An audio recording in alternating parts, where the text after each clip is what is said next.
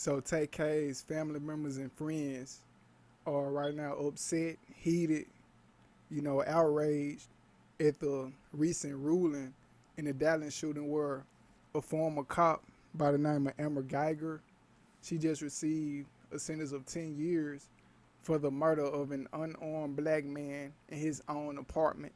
See, what makes these two stories coexist with each other is the fact of both of these situations and both of these rulings was in the state of Texas, specifically Dallas. And well, I think Tay-K, his case was probably somewhere in that vicinity, but in the same state. Anywho, Tay-K, he was involved in a situation to where he had like 3 or 4 co-defendants with him, and all of them went down for a robbery and a murder. And Tay-K, he wasn't the trigger man, so technically he didn't do the murder. He didn't kill anybody. He was just, he just admitted to being part of the robbery.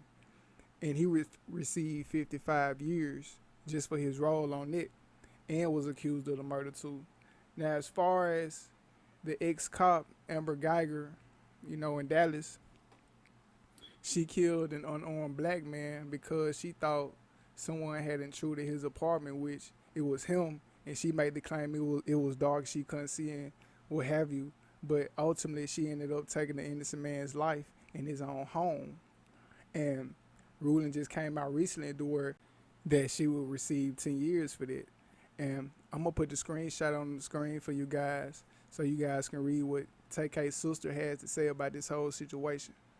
She says, just so y'all know, where white girl just got 10 years for a murder that she did commit by walking into a man's home. Meanwhile, they just convicted my brother of murder and sentenced him to 55 years for a murder that he did not commit because he should have anticipated, quote unquote. Then she continues by saying he should have anticipated that someone else would pointlessly pull the trigger in a situation that it was not necessary. But let's talk facts. Y'all go look at the case facts. Get educated. Nobody testified that they saw Tamor acting violent in any way. In fact, the only thing anybody who testified said that Tamor was never in any room anybody was injured in. The only thing he had in his hand is a bag, no weapon. And Tamor was the youngest juvenile involved. Yet he got the most time out of all the juveniles. While the white girl that said everything else and anticipated this robbery for months is alleged for parole right now. Free game. So that's the words of Tay-K's sister expressing how she feel about the situation. As far as this woman only receiving 10 years, Tay-K, for a murder that she committed,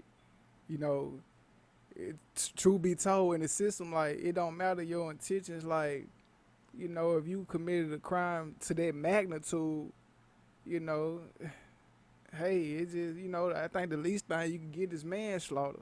And that holds, I think, more than 10 years. But even if it's more than that, her main point is like, hey, like basically my brother got to spend 55 years in jail for a robbery. And you, on the other hand, you got to spend 10 years in jail for a murder in the same state. But let me know y'all opinion about this situation, man. If y'all hadn't heard about the news, it's blowed up everywhere. It's another one of them things that hit social media. They got everybody in debates and whatnot. Let me know y'all think this shit justified on her behalf. Y'all think Tay-K deserve either less years? You drop your comments in the comment section. Also, I need y'all to hit that like button, smash that subscribe button, and hit that notification bell for me. It's your boy Kid Faded with FadedCultureTV signing off.